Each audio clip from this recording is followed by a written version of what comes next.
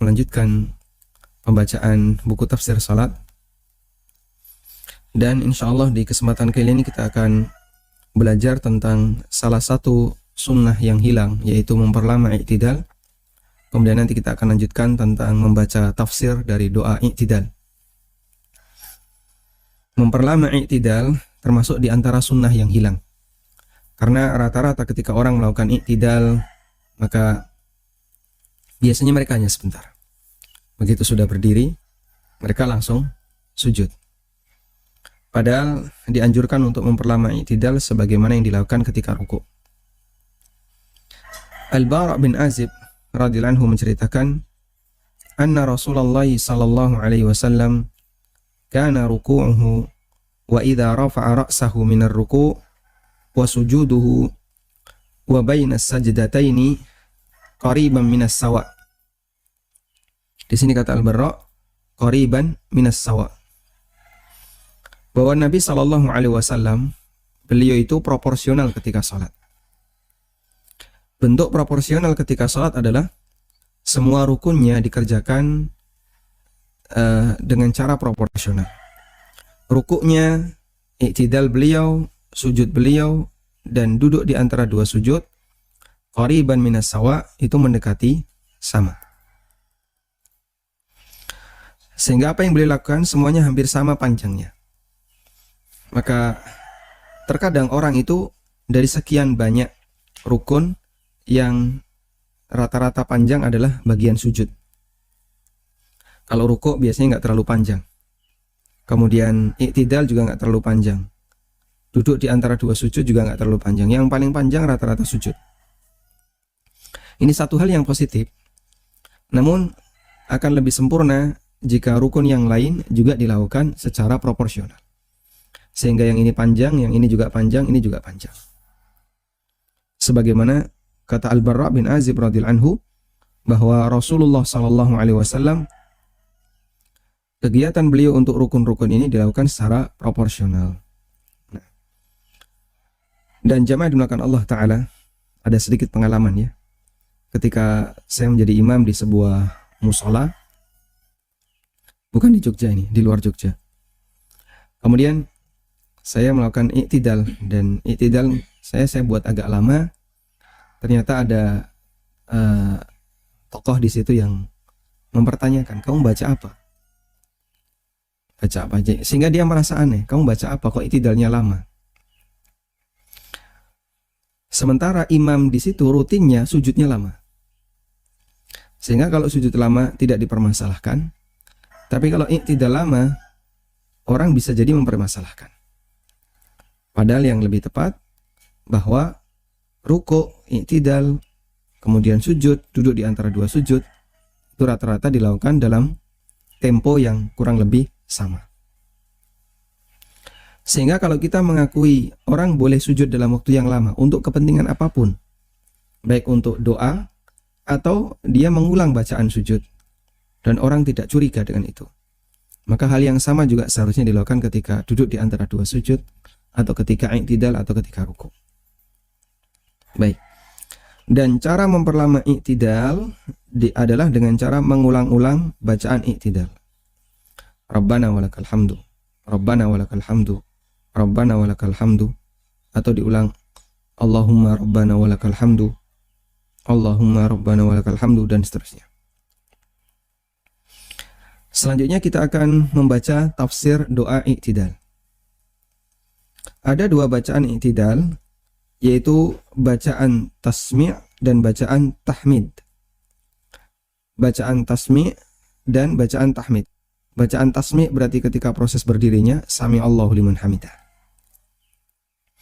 Dan bacaan tahmid ketika sudah berdiri sempurna membaca Rabbana walakal hamdu, atau dengan kalimat yang lain. Kita akan sebutkan beberapa redaksi. Untuk bacaan tasmi' hanya ada satu redaksi.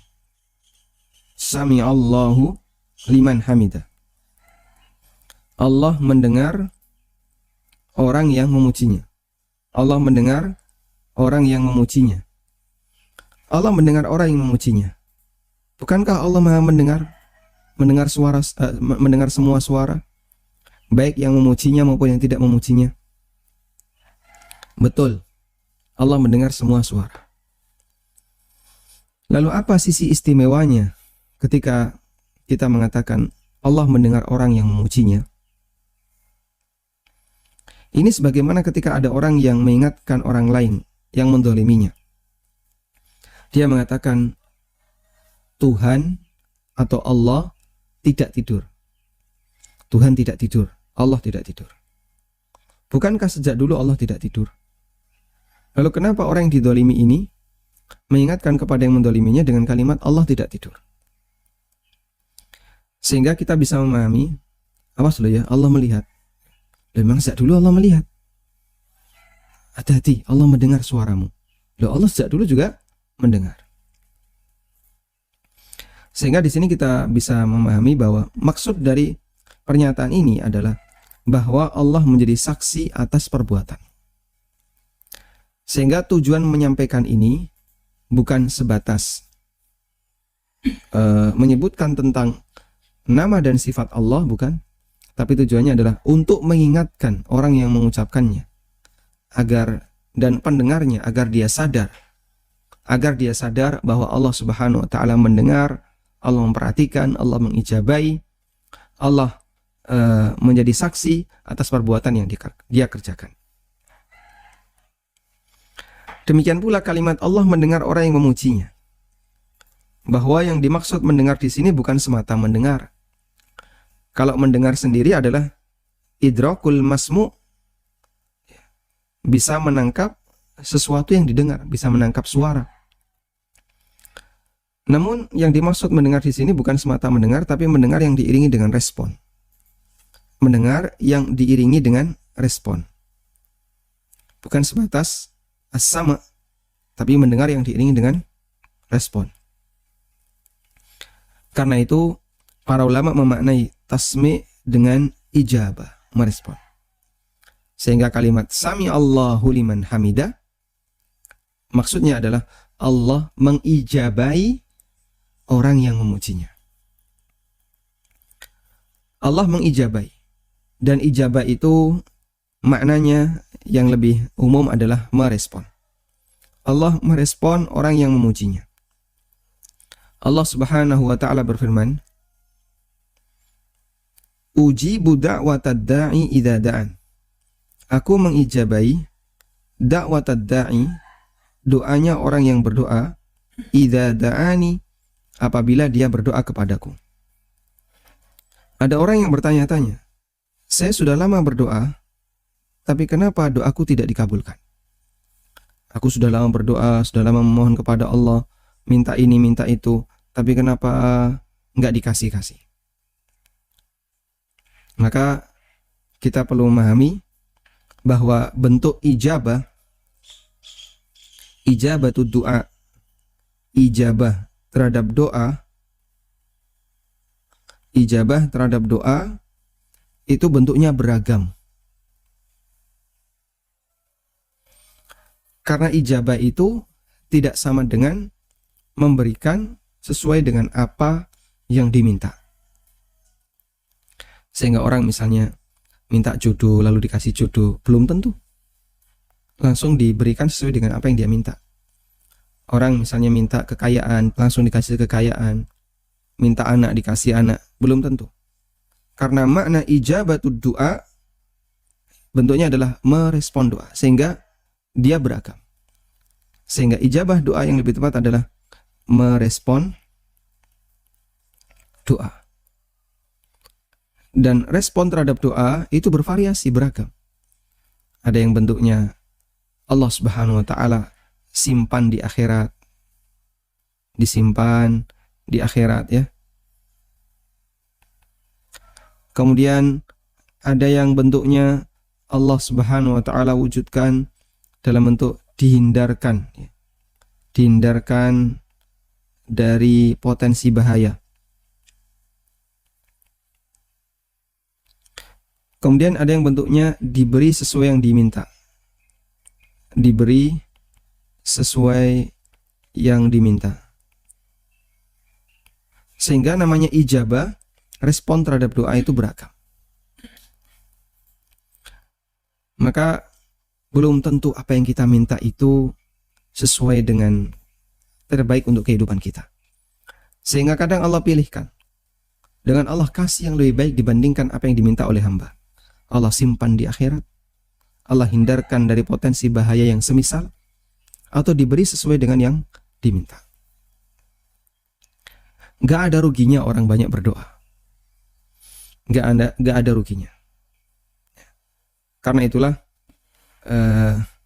Nabi Zakaria alaihissalatu wassalam, sekalipun beliau sudah tua, istrinya sudah mandul, beliau tetap berdoa kepada Allah Ta'ala, minta dikasih anak. Dan beliau mengatakan, walam akun bidu'aika rabbi syaqiyya. Aku gak rugi kok minta kepadamu ya Allah. Meskipun peluang untuk dikabulkan kecil. Coba, istri sudah mandul, yang laki udah tua, kira-kira potensi untuk punya anak berapa persen? Ya, sebagaimana yang Allah ceritakan di awal surat Maryam. Coba kita buka mushaf. Di awal surat Maryam, Allah Subhanahu wa taala mengatakan tentang Zakaria alaihi salatu wassalam.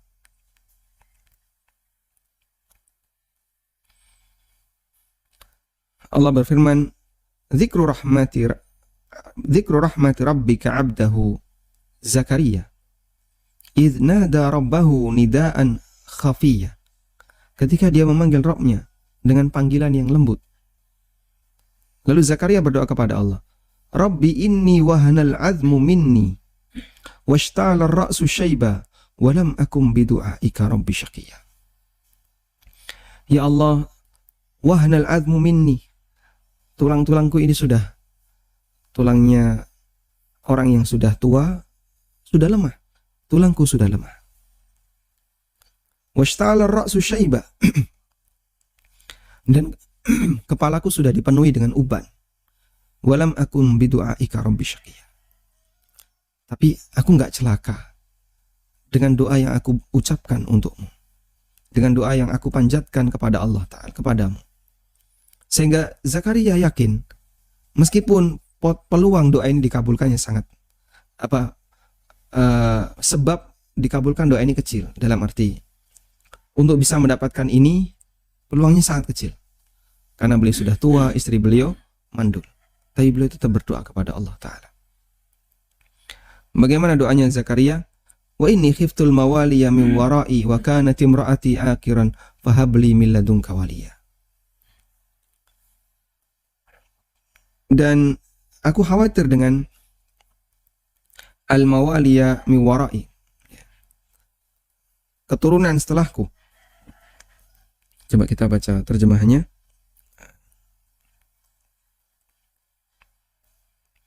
Al-mawaliya min wara'i,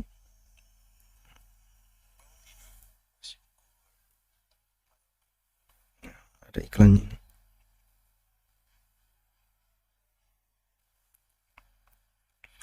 Dan sesungguhnya aku khawatir terhadap mawali sepeninggalku.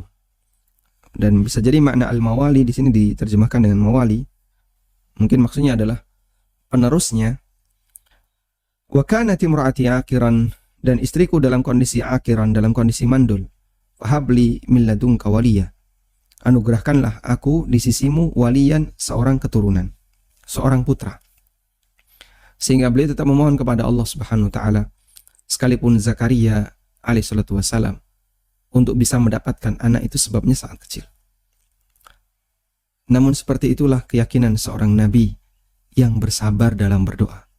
Sehingga karena beliau yakin, walam akum bidu'aika rabbi syaqiyya, aku enggak celaka dengan memperbanyak doa kepadamu ya Allah. Sehingga kalaupun doa kita tidak diwujudkan oleh Allah sebagaimana yang kita minta, tidak diwujudkan sebagaimana apa yang kita minta, tapi ada peluang yang lain, bisa jadi disimpan di akhirat sehingga menambah pahala, dan itu anugerah besar bagi para hamba ketika dia berada di akhirat. Yang kedua, dia dihindarkan dari potensi bahaya yang semisal dengan apa yang dia minta, meskipun kita tidak tahu apa bentuk potensi bahaya itu. Wa ala kullin, intinya bahwa ijabatud doa itu bentuknya beragam, dan keberagaman ijabatul doa itu memberikan motivasi bagi sang hamba untuk memperbanyak doa kepada Allah Ta'ala agar dia bisa mendapatkan banyak kebaikan. Karena itu para sahabat ketika mendengarkan penjelasan Nabi SAW bahwa doa yang dipanjatkan oleh seorang hamba itu akan diwujudkan oleh Allah dalam bentuk yang beragam, maka para sahabat mengatakan, idzan nuksir ya Rasulullah. Kalau begitu akan aku perbanyak ya Rasulullah untuk berdoa. Kemudian Nabi SAW mengatakan, Allahu aktsar. Allah lebih banyak anugerahnya untuk diberikan kepada hamba. Nah, selanjutnya kita dengarkan keterangan An-Nawawi. Beliau mengatakan, wa makna sami Allahu liman hamidah, ay ajaba du'a man hamidahu. Makna sami Allah liman hamidah adalah Allah akan mengijabai doa orang yang memujinya. Karena itu makmum merespon kalimat ini, sami Allahu liman hamidah. Makmum merespon kalimat ini dengan langsung memuji Allah Subhanahu wa taala. Rabbana walakal hamdu. Allahumma Rabbana walakal hamdu. Atau dengan kalimat yang semisal, karena kalimat i'tidal ada banyak. Sehingga bisa kita renungkan. Ketika Anda mendengarkan imam mengucapkan sami Allahu liman hamidah, Allah memuji, Allah mengijabai orang yang memujinya. Lalu kita sambut kalimat itu dengan mengatakan Rabbana walakal hamdu. Kita sambut dengan memuji Allah Subhanahu wa taala ketika i'tidal. Semoga memberikan peluang doa kita diijabai oleh Allah Subhanahu wa taala. Karena kita memujinya di saat Allah perintahkan kita untuk memujinya. Anda perhatikan hadis berikut. Dari Abu Musa al-Asy'ari radhiyallahu anhu, Nabi sallallahu alaihi wasallam bersabda, "Idza qala sami Allahu liman hamida, faqulu Allahumma rabbana walakal hamdu. Yasma'illahu lakum." Apabila imam selesai mengucapkan sami Allahu liman hamida, maka ucapkanlah Allahumma rabbana walakal hamdu. Yasma'illahu lakum. Semoga Allah mengijabai doa kalian. Semoga Allah mendengar apa yang kalian ucapkan.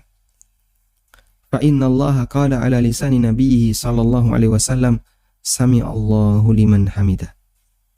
Karena Allah Ta'ala berfirman melalui lisan nabinya sallallahu alaihi wasallam, sami Allahu liman hamidah. Allah mendengar, Allah mengijabai doa setiap hamba yang memujinya. Masya Allah. Sehingga pada saat kita memuji Allah Subhanahu wa taala, kita mengucapkan sami Allahu liman hamidah, lalu kita respon Allahumma rabbana walakal hamdu, atau rabbana walakal hamdu. Tentang makna mendengar yang disebutkan dalam dalil, makna kata mendengar, ada catatan yang saya bawakan di sini dari keterangan Ibnu Qayyim rahimahullah. Beliau mengatakan kata mendengar sami'a dalam Al-Quran dan hadis memiliki 4 makna, kata Ibnu Qayyim. Yang pertama adalah mendengar dalam arti menangkap suara, idrakul masmu'at. Idrak al-masmu'at. Idrakul masmu'at.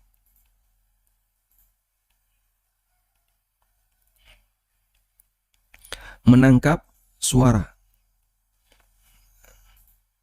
Seperti firman Allah Ta'ala, laqad sami'a Allahu qawlal ladzina qalu innallaha faqirun wa nahnu aghniya sanaktubu ma qalu wa qatlahumul anbiya'a bighairi haqq. Sungguh Allah telah mendengar perkataan orang-orang yang mengatakan Allah itu miskin dan kamilah yang kaya. Dan ini perkataan Yahudi. Yang dimaksud dengan orang-orang yang mengatakan alladzina di sini adalah Yahudi. Ketika Yahudi itu diperintahkan untuk bayar zakat, mereka malah komentar, Allah itu miskin dan kamilah yang kaya. Sanaktubu ma qalu wa qatlahumul anbiya. Akan aku catat apa yang mereka ucapkan, termasuk juga pembunuhan yang mereka lakukan terhadap para nabi bighairi haqqin, tanpa alasan yang benar. Yang kedua, mendengar dalam arti mengerti dan memahami. Mendengar dalam arti mengerti dan memahami. Seperti firman Allah Ta'ala, innama kana qawlal mu'minina idza du'u ilallahi wa rasulih. Ucapan orang mukmin apabila mereka dipanggil untuk kembali kepada Allah dan Rasulnya, liyahkuma bainahum, agar diadili, agar menjadi hakim di antara mereka, agar Allah dan Rasulnya yang menjadi hakim di antara mereka. Ayyaqulu sami'na wa ata'na. Mereka hanya mengatakan, mereka hanya mengucapkan sami'na wa ata'na. Kami dengar dan kami taati. Dan yang dimaksud mendengar di sini adalah kami mengerti. Ya, kami mengerti. Bahasa kita ya 86. Ya, 86 artinya apa? Dipahami. Sehingga sami'na wa ata'na adalah dipahami dan dilaksanakan. Makanya orang kalau sudah mengucapkan sami'na wa ata'na, itu berarti dia paham isi perintah dan dia siap melaksanakan isi perintah. Sami'na wa ata'na. Nah, karena itu kalau ada orang yang dia disuruh ya, untuk merapatkan shaf misalnya, sawwu sufufakum fa inna tasfiyatas sufu min iqamatis shalah, sami'na wa ata'na. Tapi shafnya belepotan. Ono sing ning ngarep, ono sing ning nguri, wis gak karuan, ono sing miring kan. Ini berarti dia nggak paham dengan apa yang dia ucapkan. Dia bilang sami'na wa ata'na tapi shafnya belepotan. Sehingga kalimat ini bukan sebatas kalimat lisan, tapi kalimat yang isinya fi sya'nun, ada kepentingannya di situ. Yaitu harus diiringi dengan perubahan. Makanya barangkali lebih bagus lagi kalau imam sebelum menyiapkan shaf atau imam sebelum sholat dimulai, beliau siapkan dengan bahasa yang bisa dipahami oleh makmum. Mohon maaf kepada para jamaah, tolong luruskan shaf. Tumit-tumit menginjak garis yang telah ditetapkan oleh takmir. Yang kurang mundur-mundur, yang kurang maju-maju. Paham para jamaah? Masa ngomong kayak gitu ya? Para jamaah bisa dipahami? Ada pertanyaan? Nggak jadi salat nanti ya. Tapi intinya kasih instruksi dengan bahasa yang bisa dipahami, itu insya Allah lebih bagus. Daripada pakai bahasa Arab mereka nggak ngerti artinya, lalu mereka respon dengan kalimat sami'na wa ata'na, Allahumma shalli ala Muhammad, sami'na wa ata'na. Terus mereka barisnya nggak karuan. Berarti mereka nggak paham dengan apa yang mereka ucapkan. Selanjutnya nomor 3. Yang dimaksud mendengar, nomor 3 adalah menerima dan mengikuti. Menerima dan mengikuti. Seperti firman Allah Ta'ala, minalladzina hadu samma'una lil kadhibi akkaluna lis-suh. Orang-orang Yahudi itu suka mendengarkan kedustaan. Akkaluna lis-suhti, dan mereka suka makan harta haram. As-suh di situ adalah sogok. Kita coba baca surat Al-Maidah ayat 41. Oh bisa.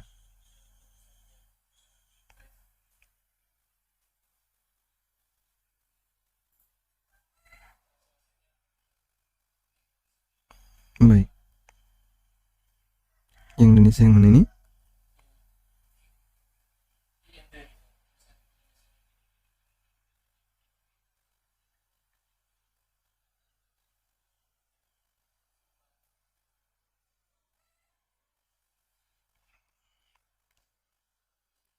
Alhamdulillah. Baik. Surat Al-Maidah ayat 41. Allah Ta'ala berfirman, Ya ayyuhar rasulu la yahzunka alladhina yusari'una fil kufri minal ladhina qalu amanna bi afwahihim wa lam tu'min qulubuhum wa minal ladhina hadu samma'una lil kadhibi samma'una liqaumin akharin lam ya'tuk yuharrifuna al-kalima min ba'di mawadi'i. Di ayat lanjutannya, samma'una lil kadhibi akaluna lis-suhd. Mereka suka mendengarkan yang dusta dan mereka suka makan as-suhd. As-suhdu mananya adalah banyak makan yang haram. Dan itu kebiasaan Yahudi. Dan itu berpasangan. Itu berpasangan. Orang kalau sudah hobi dengan dengan sogok, suap, gratifikasi, terus apa lagi? Nanti pokoknya bagian basah-basah itu ya. Terjadilah hubungan antara umara dengan ulama. Yahudi itu umaroknya para raja Yahudi, kemudian menteri-menteri di kerajaan itu, mereka ingin punya proyek tertentu dan tentu saja harus didukung oleh tokoh agama. Maka tokoh agama, para pendeta-pendeta Yahudi, caranya gimana untuk mengambil hati mereka? Dibayar. Lalu mereka membuat hoax di masyarakat. Dan bahkan sampai pada masalah agama. Sehingga rakyat dikasih motivasi. Kalau kalian melakukan seperti ini, nanti dapat ini, nanti ini, dan kasih janji-janji indah. Padahal itu semuanya adalah dusta. Makanya, samma'una lil kadhib. Mereka menerima kedustaan. Jadi kabar bohong diterima. Membuat suasana di masyarakat penuh dengan kebohongan. Ini ditutup-tutupi, ini dibohongi. Nanti ini buat makar. Kemudian dianggap sebagai kejadian real. Buat berita bohong, berita dusta. Akhirnya kebohongan itu merajalela. Maka di saat yang sama mereka bisa mendapatkan duit. Masya Allah. Dan betapa sesuainya ayat ini dengan kondisi yang bisa kita saksikan di lapangan. Sehingga keseimbangan antara mereka yang membuat kedustaan dengan keberadaan sogokan dan seterusnya. Makanya rata-rata seperti laporan palsu, kemudian apa lagi? Membuat RAB palsu, nanti nota palsu, kemudian aneka termasuk perjalanan dinas palsu. Al-kadhib, hadal kadhib. Di saat yang sama, ngapain sih mereka itu berdusta? Ngapain mereka itu menipu? Ngapain mereka membuat opini di masyarakat dengan opini yang menyimpang? Akaluna lis-suhd. Karena mereka ingin makan harta haram. Dan itu dua hal yang saling bergandengan. Dan makna samma'un di sini adalah menerima kedustaan. Sehingga hoax tersebar di mana-mana. Berita hoax. Kemudian apalagi? Penciptaan opini misalnya. Yang itu menyimpang dari kebenaran. Tersebar di mana-mana. Di saat yang sama duitnya turun. Sehingga duit diabul-abul ya. Ini dapat. Kemudian mereka bisa mendapatkan itu dengan cara menutup-nutupi. Makanya setiap kedustaan akan melahirkan kedustaan berikutnya karena mereka ingin mempertahankan harta mereka. Mereka ingin mendapatkan pemasukan. Tapi dengan cara yang haram. Dan itu makna samma'un yang artinya adalah menerima kedustaan. Sehingga mereka ketika mendengar kedustaan itu, mereka menerima, mereka mengikuti tanpa mengingkari. Dan itu kebiasaan buruk orang Yahudi. Yang keempat adalah mendengar dalam arti mengijabai dan mengabulkan apa yang diminta. Seperti ucapan orang yang sedang salat, Sami Allahu liman hamidah. Allah mendengar orang yang memujinya. Artinya mengijabai mereka. Sehingga ini direspon oleh para makmum dengan mengucapkan Rabbana walakal hamdu. Wahai Rabb kami, hanya milikmu segala bentuk pujian. Kemudian yang kedua adalah bacaan tahmid. Ada banyak redaksi untuk bacaan tahmid. kita sebutkan di antaranya. Saya tidak menyebutkan semuanya. Sekali lagi, yang kami sebutkan di sini hanya sebagian saja agar memudahkan bagi para pembaca untuk bisa menghafalkannya. Doa pertama, ada 4 redaksi doa yang mirip. 4 redaksi doa yang mirip. Hanya berbeda pada tambahan Allahumma dan pada tambahan wa. Allahumma dan wa. Apa saja itu? Anda perhatikan di sini. Dari mulai yang paling simpel. Yang paling simpel itu yang paling kiri atas. Rabbana lakal hamdu. Rabbana walakal hamdu. Lalu pindah ke yang ketiga. Ada tambahan Allahumma Rabbana lakal hamdu tanpa wa. Kemudian sebelahnya Allahumma, sebelahnya Allahumma Rabbana walakal hamdu. Ada tambahan Allahumma dan wa. Baik. Kalau Bapak Ibu menghafal 4 ini berarti sudah punya 4 hafalan doa i'tidal. Sehingga nanti bisa milih, saya mau yang mana ya? Yang pertama, kedua, atau yang mana? Sumber doa keempatnya itu kami sebutkan di sini. Dari Abu Hurairah radhiyallahu anhu, Nabi SAW bersabda, "Innama ju'ilal imamu liyutamma bihi." Imam itu ditunjuk untuk diikuti. Lalu beliau mengatakan, "Wa idza qala sami Allahu liman hamidah, faqulu rabbana lakal hamdu." Kalau imam sudah selesai mengucapkan sami Allahu liman hamidah, maka ucapkan rabbana lakal hamdu. Hadis riwayat Bukhari.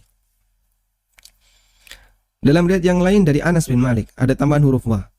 Wa idza qala sami Allahu liman hamidah faqulu rabbana walakal hamdu, ada tambahan wa. Dan hadis ini semisal dengan hadis di atas, namun yang satu dari Abu Hurairah, yang satu dari Anas. Dalam riwayat yang lain dari Abu Hurairah ada tambahan Allahumma rabbana lakal hamdu. Hadisnya juga riwayat Bukhari dengan redaksi yang berbeda. Dalam riwayat yang lain dari Abu Musa al-Asy'ari radhiyallahu anhu, Nabi SAW bersabda, Allahumma rabbana walakal hamdu. Yang ini paling lengkap. Ada Allahumma, ada wa. Dan 3 yang pertama diriwayatkan oleh Bukhari, yang terakhir diriwayatkan oleh An-Nasa'i dan disahihkan oleh Al-Albani rahimahumullahu jami'. Sehingga kita bisa hafalkan semuanya dengan asumsi semua itu adalah bentuknya sunnah tanawwu, bahwa terkadang Nabi SAW mengajarkan Rabbana lakal hamdu, Rabbana walakal hamdu, Allahumma Rabbana lakal hamdu, Allahumma Rabbana walakal hamdu. Ada 4. Nah, berikutnya kita akan membaca tafsir doa. Dalam semua doa ini, orang yang salat memberikan pujian kepada Allah. Allahumma Rabbana, wahai Rabb kami. Sebagai respon untuk komando yang disampaikan oleh imam. Komando imam, Sami Allahu liman hamidah. Sehingga Anda bayangkan, andaikan setelah mengucapkan itu, Allah menerima salat yang Anda, Allah menerima salat Anda dan mengijabahi doa Anda. Sungguh itu adalah nikmat yang luar biasa. Di antaranya adalah diampuninya dosa kita. Sebagaimana dalam hadis Abu Hurairah radhiyallahu anhu, Nabi sallallahu alaihi wasallam bersabda, "Idza qala al-imam sami Allahu liman hamidah, faqulu Allahumma rabbana lakal hamdu." Apabila imam sudah selesai mengucapkan sami Allahu liman hamidah, maka ucapkan Allahumma rabbana lakal hamdu. Karena siapa yang ucapannya menyamai dengan ucapan malaikat, ghufira lahu ma taqaddama min dzambi. Dosa-dosa yang telah lewat akan diampuni. Masya Allah. Karena dia betul-betul meyakini bahwa doa ini akan diijabahi oleh Allah. Kemudian dia semangat ketika mendengarkan imam mengucapkan Sami Allahu liman hamidah. Dia semangat untuk kemudian merespon dengan mengucapkan Rabbana walakal hamdu. Siapa yang ucapannya sesuai dengan malaikat, maka dosanya akan diampuni. Wallahu ta'ala alam. Walhamdulillahi rabbil alamin. Demikian yang bisa kita sampaikan sebagai pengantar di kesempatan kali ini. Dan insya Allah pada pertemuan berikutnya kita akan membahas beberapa doa iftitah, beberapa doa